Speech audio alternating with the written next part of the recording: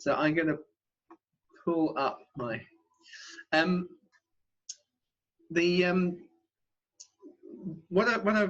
with the time we've got, what I wanted to try and do is kind of mix, if you like, the major contribution of the prophets to the story of Jesus, but also to really unpack the story of Israel and the kind of prophetic nuances that are going on in the incredible thing. If you stop and think about it, in the last century, in the last maybe even 50 years, a number of very clever authors have started to write books that take place over multiple generations, and they're quite impressive when you read them. They take quite a lot of effort. Think about the stories like the book Roots that they made into a TV series back in the 70s that kind of cover multiple generations. And that, in many senses, is a totally modern phenomena. And you come back to the Bible, and for those who don't believe in its divine inspiration or that it's proper history, they have to work out how come it was so advanced that it writes a multi-generational story so incredibly powerfully. And the problem is that very often in our telling and teaching of Scripture, we don't tell the story. We just kind of give the detail, the little verse that feels nice at the right moment. So I wanted to kind of get a sense of the unfolding story, and we see that God has kind of written into history, because as the more I've seen it, the more kind of convinced you become of the fact that actually this is one of the key ways that God writes his messages, are in the big flow and the sweep of things. And we're in strange times at the moment. And of course, as soon as we're in strange times, the internet now, of course, and Twitter is full of people saying this is this prophecy, this is that prophecy. I'm always a little bit more cautious. I don't know, but what I do know is I suspect with hindsight, we'll see kind of these major messages coming through and shifts in power that meant things that seemed like they were unsurmountable will suddenly be changed. You look at what's going on in China at the moment, for instance, and its position in the world. And the growth of the church there, and all of those sorts of things. And I would hate to try and prophetically second guess, if I can put it. That sounds a terrible way of putting it, doesn't it? How things are going to develop. But I know that somehow the Lord is involved in it all. And actually, we'll look back and go, isn't it amazing how these different layers built one on the other, and His kingdom comes in those ways. And I mention that because as we look tonight, we're going to cover obviously Ezekiel and Daniel in particular. We're starting with Jeremiah, who's kind of the last, if you like, of the Judea-centric prophets, the Jerusalem-centric prophets. As we move on to Ezekiel and Daniel, it starts to become global in perspective. So we'll start to see the unfolding of God's story in the nations tonight. And as I say, I've always find it fascinating when you see it. So let's start with Jeremiah. And Jeremiah is often referred to as the weeping prophet. I think that name's been used in Jewish circles for a long time. And you think about the shortest verse in Scripture, which is of Jesus. It just says he wept, just those words, as Jesus weeps over Jerusalem. And straight away, as we kind of introduce Jeremiah, you kind of see something in his weeping over Jerusalem, and Jesus is weeping over in Jerusalem. And the synoptic gospels, which all carry what we sometimes refer to as apocalyptic sermon, which is actually based around and focused on the events that are going to see the destruction of Jerusalem in its day. And we start to get a sense straight away that there's some sort of connection between Jesus and Jeremiah, which we'll kind of unpack a little bit. In Jewish thinking, they see a connection between Jeremiah and Moses, which may not always be obvious to us. So the Peshitta de Rav Kana is probably written about 5th to 8th century. The trouble with the Peshittas, which were kind of Jewish commentaries, is because they've been maintained by scholarship line by line, writing out, adding to, writing out. Sometimes difficult to know exactly when they started or originated. But so for over 1,000 years, you can say very comfortably, there's been an understanding in kind of Jewish thinking of a connection between Jeremiah's life and Moses' life. And it touches on this thing that I've often tried to kind of get across as we've done this, is that because the word of God is living and active, when he speaks, it often produces multiple expressions or fulfillments of what he's doing. And so, and in Christian thinking, we often see that in this kind of typology. So it's just interesting to see this typology between Moses and Jeremiah. So Moses was a prophet for 40 years, and Jeremiah is a prophet also for about 40 years. Moses prophesied concerning Judah and Benjamin, so does Jeremiah. Moses, his own tribe, the Levites under Korah, rose up against him, and so did Jeremiah, because he's a priest, so he's a Levite. Revolt against him. Moses was cast into the water, Jeremiah into a pit of water, or a well.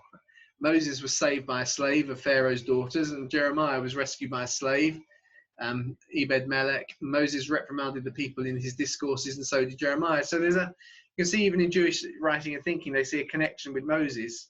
And of course, in Christian thinking, we look at, and we're going to see as we look at Jeremiah, we can see a strange kind of embodiment or incarnation of something of the ministry of Jesus.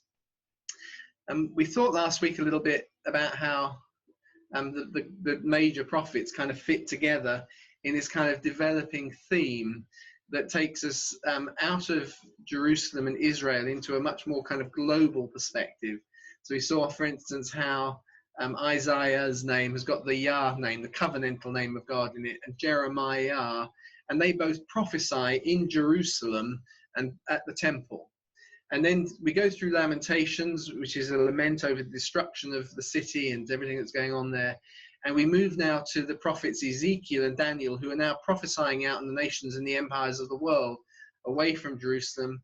They have in their names, they have El, which is the kind of universal name for God. It's not the covenantal name. It's not like, it's just God. Right? It's not tied to them as in terms of their nation, and their perspective and their visions have a much more global nature to them. So this is the kind of context. So we're starting tonight with Jeremiah, and we also see, as you see the words on there, there's a kind of a focus in Isaiah on the incarnation of the Messiah. In Jeremiah, we see something of the fulfillment of the ministry of the Messiah. Interestingly, what was I going to say? I forgot what I was about to say there. Anyway, okay, yeah. Ezekiel, we see something of the resurrection, the dry bones, valley of dry bones, and we see something about the coming of the Spirit. So and the river of life that flows from the throne, and the Spirit that comes into the dead, and so on. All those kind of ideas, which are very much, if you like, Pentecost and the Book of Acts. And the from the resurrection onwards. And then in Daniel, we kind of get a sense of the ascended Jesus, the kind of vision of Jesus we get from the book of Revelation, where he's reigning from the throne. So we get that kind of growing perspective, which fits us kind of theologically together well with the way we see history unraveling and its kind of connections with the Bible. We looked at these last week. I'm just putting these into context. So Jeremiah sits there right in the kind of the middle, if you like, in terms of the time scale of the written prophets of the Old Testament. And as a kind of a reminder, there was something key starting to happen in the days of Isaiah, who's about 70 years before Jeremiah. So in the days of Isaiah, the northern territories of Israel, because Israel and Judah have split into two kingdoms, they're together under David and Solomon, and they split under separate kings into two separate areas. And the northern tribes have started to be pushed in, and they've been taken over first. So by the Assyrians kind of pushing their way down, and so on. And as the northern tribes are gradually getting pushed into what becomes Samaria, they're now they're increasingly being kind of destroyed. The cities are being destroyed, and so on. And they start to flood into Jerusalem, and they bring with them their versions of the scripts of. We know from archaeology what we call the Samaritan Pentateuch, which is there, and is almost the same as the Hebrew one, but with slight variations that have been. But that text probably is coming in, and they're bringing with them what are called the ostraka. These are the clay tablets which they've written down the words of and the stories of people like Elijah and Elisha. And those are now being collected in Solomon's temple, and Isaiah is there when that collection process is going on. As we move to the story of Jeremiah, we're going to see that the emergence of the priests and the scribes, of course, there in the ministry of Jesus, because what's now happening is that those people are in Jeremiah's day are beginning to consolidate all those different texts and bring them together into what we think of now as our modern Old Testament, or the Old Testament as we know it. So it starts to collect under Isaiah, and it kind of comes together in the days of Jeremiah, and that's why so we find there's a real preeminence to the scribes in the days of Jeremiah. We'll see that as the story kind of goes on. So it's around 675 BC that Isaiah dies. It's during the reign of Hezekiah, and so he has witnessed the destruction of Israel, and as a result, he's banned the worship of foreign gods in Jerusalem. But then along comes his son Manasseh, and then his grandson Ammon, who's worse even than Manasseh, and they reverse, if you like, that policy of focusing on their national God, Yahweh, with all his covenant promises that he's made them to as a nation, and they start to open things up in a more polytheistic way. So they reverse the policy, and the temple at this stage starts getting involved with pagan forms of worship, until there's a kind of a revolt amongst the people and some of the priests, that then leads to Josiah, who's made king as a young boy, and then he kind of starts a new revival movement. And it's under him that the scribes then really start to write down the things and really make, if you like, their worship of Yahweh a solid thing, and make it beyond just the practice, because that's been corrupted so many times. So that happens in about 649 BC, and it's into this context that we first meet Jeremiah as a character. Some kind of keeping the historical background. So Josiah then is reforming, but Jeremiah's early prophecies, which he starts when he's a young lad, and the beginning of the book of Jeremiah starts with Jeremiah saying, "How can I prophesy? I'm just a boy, I'm just a child, or I'm a young man." The rabbinic writings, the Jewish tradition tells us, like Samuel, he's about the age of 12, which of course again we see replicated in Jesus's life, where he's there at the temple debating with the priests there. So that Jeremiah starts to deliver his messages perhaps in the age of 12 or 13, very young lad. And he's, in the context of Josiah's reforms, he is prophesying that the things that Josiah is doing are not going deep enough or fast enough. Then, of course, what happens is, I say, of course, but I'm just telling the story, in 609, is that Josiah dies, and after he dies, things start to go terribly wrong very quickly. And Jehoiakim gets made king by Pharaoh, so it's not actually by natural succession. He takes over from his brother. So Jeremiah, as a result, as he sees things going disastrously wrong at this point, collects and publishes his early prophecies with the help of a friend who's a scribe, Baruch, and takes them to Jehoiakim, which is chapter 30 of Jeremiah, who then destroys Jeremiah's first edition of his prophecies, and he really kind of sets the course for Israel to go very, very badly. And so we get a kind of second wave of prophecies now from Jeremiah. The first ones were kind of warnings about what needed to be done to go deeper. Those were failed to be acted upon, and now it's all kind of going badly. Now we get, here's a nice little picture. Here's Jeremiah delivering his scroll to Jehoiakim, who then burns it. And in the rabbinic writings, and they go back a long way, you don't treat them as gospel, but he's widely considered to be the worst king that Judah ever has. So apparently he's covered in tattoos all over. And according to different texts, he's in incestuous relationships with his mother, his daughter-in-law, and his stepmother. So whether they're true or not, we don't know. But there's often no smoke without fire, isn't it? So no, yeah, as they say. And apparently he was kind of murdered those he was envious of. And while we can say some of this might just be sticking everything bad on a bad king, it is certainly true that sometimes despotic rulers do become very aggressively violent in those kind of ways. So he seems to really take Israel over the edge in terms of its kind of moral center. And that's happening in Jeremiah's life. Hopefully this kind of stuff is interesting. It's just sometimes I always found I grew up and I was listening a lot to Bible teaching, but I never knew how to fit the bits together. So I always like to try and get these things across if possible. And very rough kind of overview of the book. You can kind of see that little bit where it says hope there in chapters. Hang on, yeah, I know what I can do.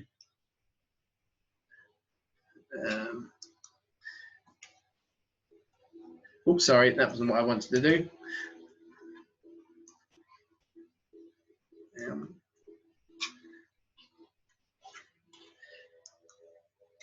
Oh well, I'm not going to try and draw on it. I was going to try and draw on these things, but I'll just do it with the. Oh look, here we go. I can do it this way. Oh no, hang on. If I rub out that, yeah, there we go. That's good. And then we can, there we go, here's the hope bit. So this is around the chapter 30, 34, where he's delivering this key message, and there's a kind of clear rejection of it by Jehoiakim, the king, at that moment. And so after that, we get, the book is then made up of Jeremiah's experiences as he himself now suffers for bringing a good message. So in a very similar way to Jesus, kind of come at the moment where he's standing there to make his key message, he gets rejected, and then we find him suffering, getting thrown into the well, and then eventually being taken off to Israel, and eventually he gets stoned to death according to the rabbinic writings. So again, last little bit. So you can see here on the he's born in Anathoth here, which is just northeast of Jerusalem. His father is probably the prophet and high priest, whose name is Hilkiah. I put a little star there, but I can't remember why I did because I haven't got any notes on it. But we're going to see him in the verses. So Hilkiah the high priest, who's also a prophet, who's key in Josiah's story, seems to be his father. The only reason I say he probably was is there's never a documentary that says definitely the Hilkiah that is Jeremiah's father is the Hilkiah that was the high priest, but it's exactly the right time, and Jeremiah is clearly right in the middle of the revival. He has the ability as a young man to bring his prophecies to the king, so it all makes sense in that way. So he begins to prophesy during the time of the prophet Zephaniah, and there's also a prophetess called Huldah, who we read about during Josiah's reign. So 627 to 626. So here's the text. So this is in 2 Kings. Jeremiah apparently wrote 2 Kings, so he actually ends up recording the history. He compiles not just 2 Kings, 1 and 2 Kings, and he's also probably finishing off and drawing some of the other texts together that had started to come together, or he's pardon me, he is working with the priests who are in that process. So Hilkiah the high priest said to Shaphan the scribe, so we've got the priests who are part of the ritual worship, and the scribes who are Levites who are busily working on the texts that have been collected in, coming together. And I found the book of the law in the house of Yahweh. So actually, and all these texts have come together, and the texts haven't up to this point been a big part of the religious life of Jerusalem. But actually amongst them, and we've ignored the text, we've just done the rituals, and the rituals are getting corrupted by pagan worship. So Shaphan the scribe told the king, that's the young Josiah, saying, Hilkiah the priest has delivered a book to me. So as a scribe, he's now going to read it. So Shaphan read it before the king. When the king heard the words, he tore his clothes, and the king commanded Hilkiah the priest, and Ahikam, who I've highlighted, the son of Shaphan, and Akbor the son of Micaiah, and Shaphan the scribe, and Isaiah the king's servant, saying. So you got this is the beginnings of the revival, and Jeremiah is a young man in these early days. I mentioned Ahikam there because as a slightly older man, it's Ahikam who's going to save Jeremiah's life at one point. Ahikam the son of Shaphan. But what you're seeing is so Jeremiah is a priest with all of the learning that goes there, and he's closely associated with the kind of key scribes. And as I say, history tells us he's the writer then of 1 and 2 Kings. So he's got a very articulate style. This is why I'm saying it makes sense when you understand his kind of. He uses an awful lot of words in his books. Got an articulate style from a young age, which implies he's got a close relationship with scribal families, and he's got that relationship with Baruch, the son of Neriah, who's an aristocrat who wrote and sometimes delivered Jeremiah's messages for him. So he's the one that writes the core messages for Jehoiakim. And as we hit this period of Israel's history, we start to find more what you might call really concrete tie-ins between archaeology and the biblical narratives. And we shouldn't be surprised that happens at this moment in time, because although, as we've thought about in previous things I've done, that Israel has been a literate society to some level or some degree from the earliest days, from their days coming out of Egypt. But actually what we're finding now is that in terms of the religious life, there's a huge amount of writing going on to do with the temple. So it's not surprising that the writing that's going on in the temple, capturing people's names and so on, are the kinds of things we find when we dig stuff up archaeologically. So The little picture there is a bulla. There are two of them that have now been found that actually refer to Barak Yahu. So Barak, son of Neriah, but actually the Yahu bit is just, it's almost the way of extending his name. He's Barak of Yahu is what it means, of God, Barak of God. So Barak, the son of Neri of God, and that Neri Yahu is exactly like the Neriah there. So we've got two of those that we find, and we start to find more of these things in inscriptions and in Bulla and in Ostraka and so on. We find it starting to appear at this stage in Israel's history. So Jeremiah, he's a priest. He prophesies outside the temple because he sees it as corrupt in his day, or let's say certainly as he hits later life. He's called as a youth. He gets rejected by his brothers. You can check the verses. Even your brothers, the house of your father, have dealt treacherously with you. And by tradition, he's the author of Kings. So his ministry starts in the 13th year of Josiah.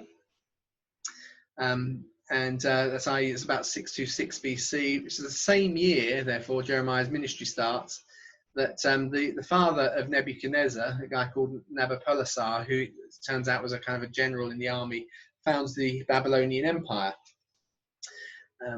So the Babylon, of course, has existed before. It appears in the book and the prophecies of Isaiah, but it's now beginning to extend its territory, and the foundation of the Babylonian Empire starts at the same time that Jeremiah's ministry starts.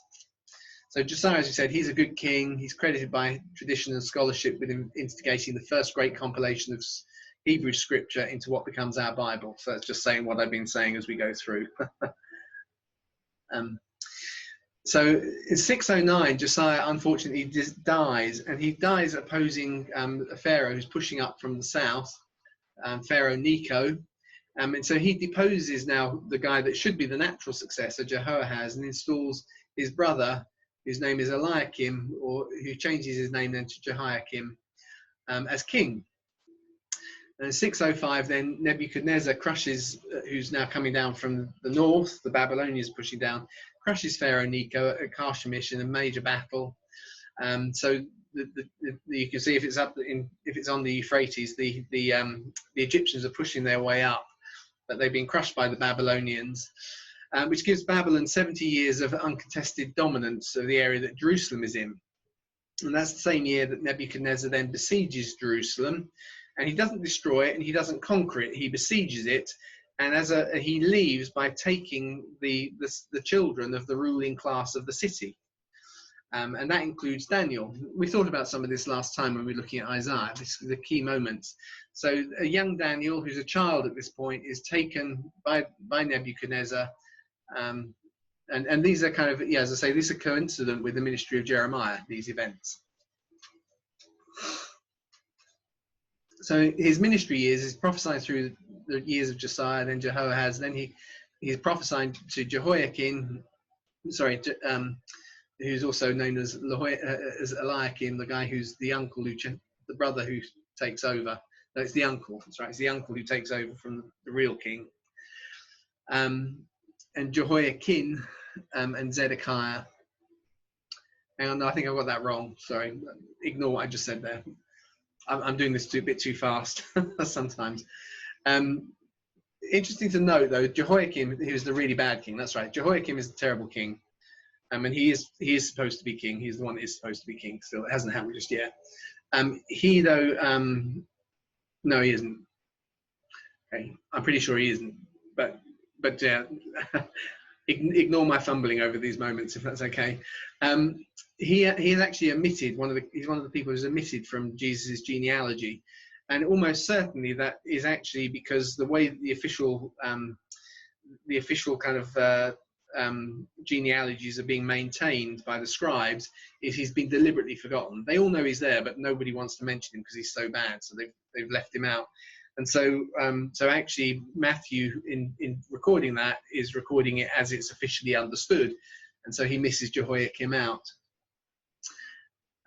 I'm about to go off on a tangent, which I can't do, which is about genealogies. So let's stay clear of that for the minute. Anyway, Jehoiakim is then his son, is eventually going to get deported to Babylon. And actually we know that because we find Babylonian records. We actually find he's listed there as one of the royal families who needs to receive daily rations for the family.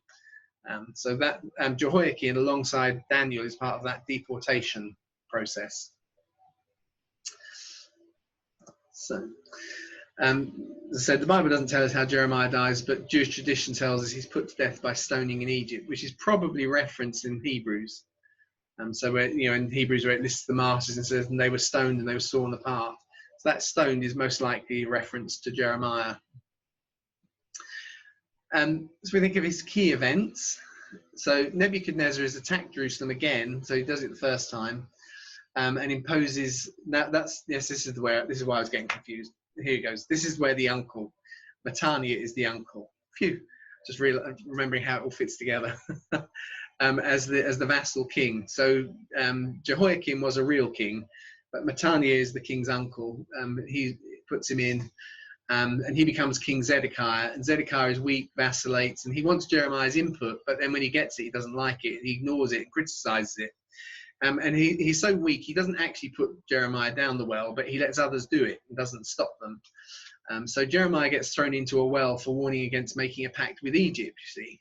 So the advisors around Zedekiah, who was the uncle who's now ruling in Jerusalem, as a way of dealing with Babylonians pushing in from the north and having to pay tribute, people are saying, well, we should make a pact with Egypt. Let's get out from underneath the Babylonians. So you should make a pact with them. And when he's asked Jeremiah said, this is a really bad idea. It will all go very badly wrong if you do that. It's the last thing you should be doing.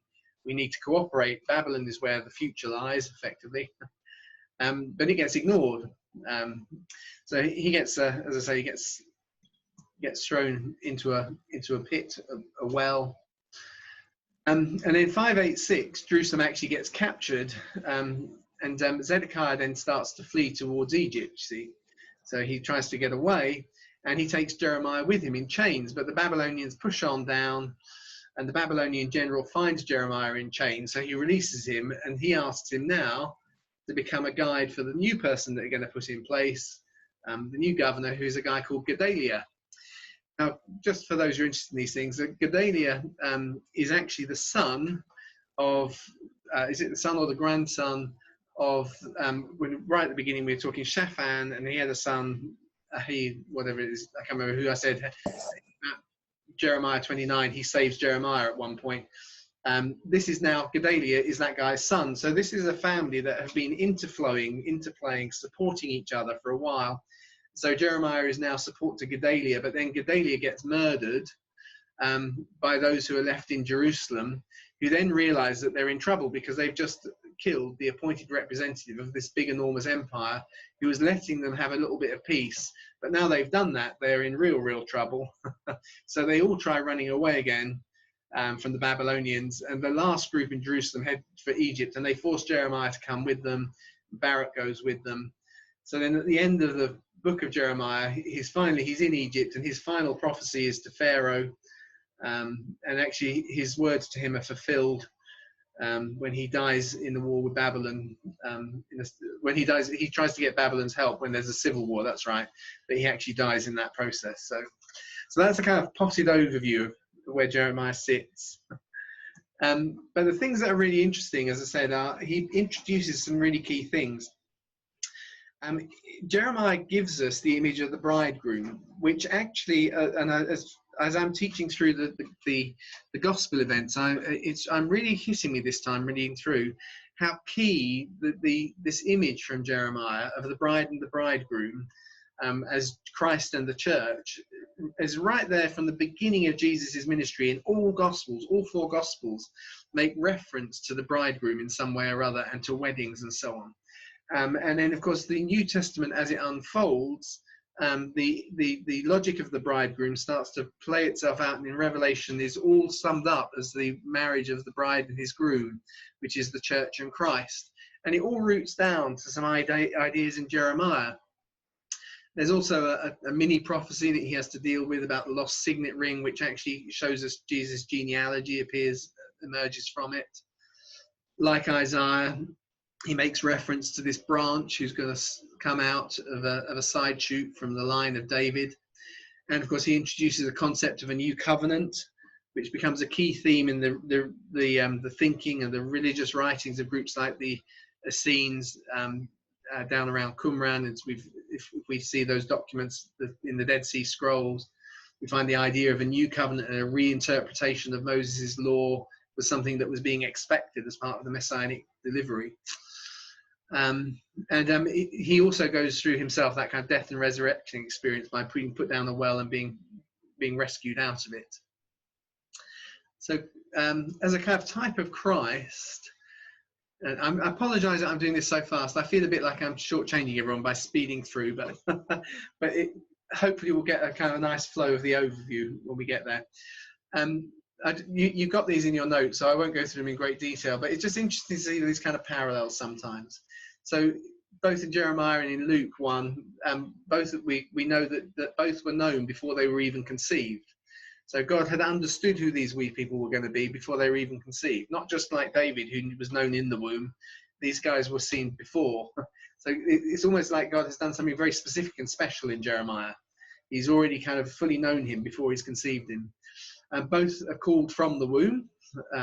Next outflow. Both know their calling while they're in their youth. So Jeremiah, as we saw in saying, when I'm just a youth and God speaks to him, Jesus is about the same age in the temple, about being when he makes his statements about being about his father's business. Both prophesy the disappearance of a bridegroom, because Jesus picks up Jeremiah's prophecy, says of himself, they'll celebrate while the groom is here, but when he's gone, then they'll mourn, you see. And Jeremiah gives us the no figs on the fig tree as a sign of impending loss. And Jesus actually kind of responds to that sign in the last week of his earthly ministry. He sees the fig tree and there's no fruit on it, and he symbolically curses it, said no fruit from you, and the tree withers and so on. We know the thing. So you see the ideas and the things that Jesus is picking up from Jeremiah. Jeremiah fulfills Isaiah's prophecy about being a lamb led to the slaughter, which is then seen more specifically as being about Jesus. As we saw, both are rejected by their brothers. They both weep over Jerusalem. They both have deaths plotted against them. Both prophesy the fall of Jerusalem. Both are mocked. They both have their teaching scrutinized to be used against them. Both declared worthy of death by corrupt priests. So corrupt priests are the ones who sentence them effectively. Both are accused of being mad. Both are accused of self-promotion.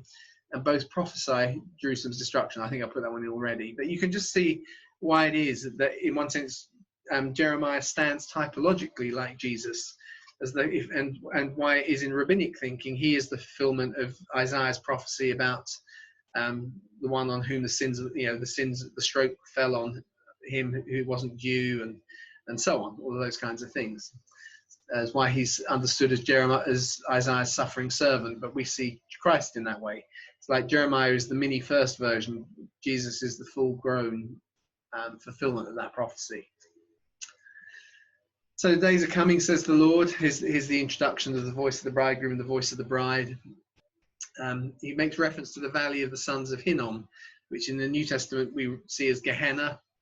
And he sees it being full of dead bodies. They'll put the dead in the earth and Topeth where there's no more room. And it says, in related to that, in the towns of Judah and in the streets of Jerusalem, I'll put an end to the laughing voices, the voice of joy, the voice of the bridegroom and the voice of the bride. For the land will become a waste. This is Jeremiah's prophecy. And of course, the destruction of Jerusalem fulfills this in his day. But actually, the destruction of Jerusalem, Josephus recognizes as also being a fulfillment of this. The destruction of Jerusalem in 70 AD.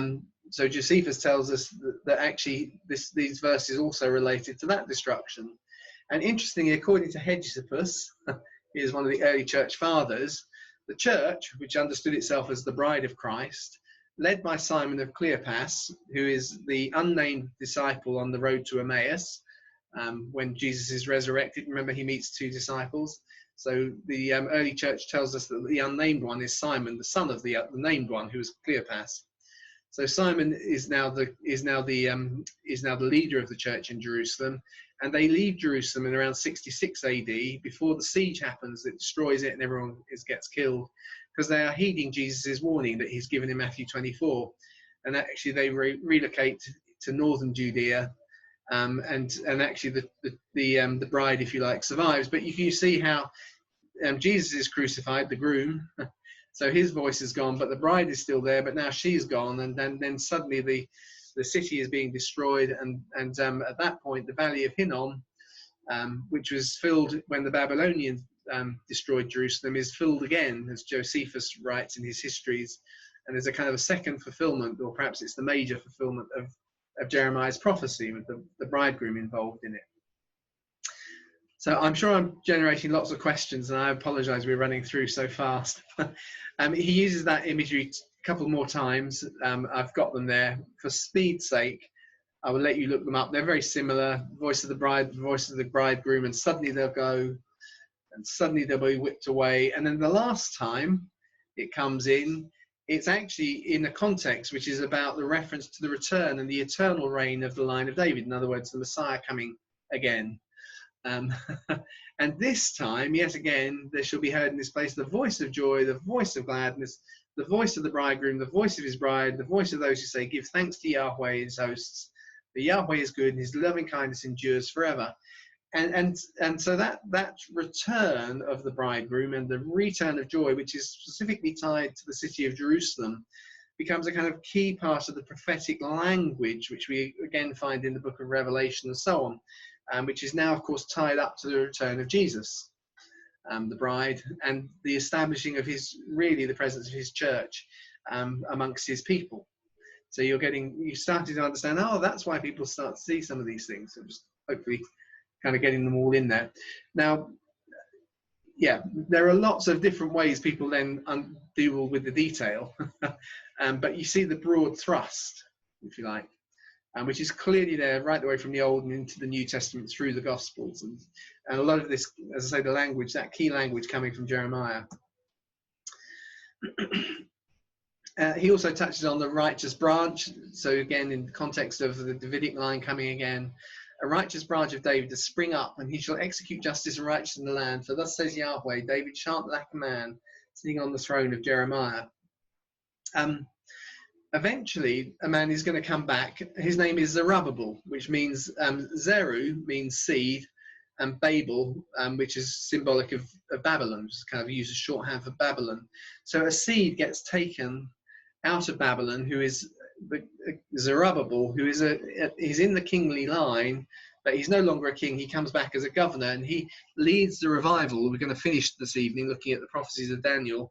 Under Daniel, he's kind of key in that moment, which kind of gives that is prophesied by Daniel, I should say, not by Daniel, prophesied by Daniel, which dominates the last prophetic voices in the Old Testament: Haggai, Malachi, and Zechariah. Zechariah, their prophecies. And Zerubbabel is that little seed that comes out, and out of that seed, that produces a shoot.